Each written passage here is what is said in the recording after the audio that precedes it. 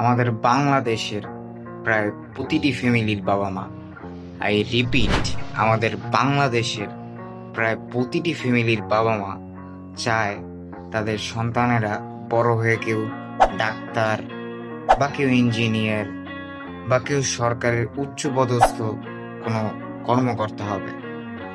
আর এই স্বপ্নকে চাপিয়ে দেওয়াই কি আমাদের পিছিয়ে থাকার মূল কারণ?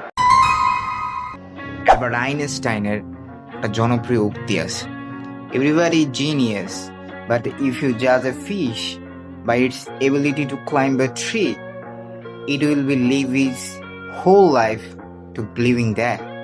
তুমি যদি একটা মাছের দক্ষতা যাচাই করো যে এটা কতটা ভালো পরিমাণে গাছে উঠতে পারে, তাহলে এটা মাছের সম্পূর্ণ জীবনটা নষ্ট করবে। একটু ডিপলি চিন্তা করো, মেসিকে যদি গাদা গাদা বই নিয়ে স্কুলে পাঠানো হতো, তাহলে আমরা কখনোই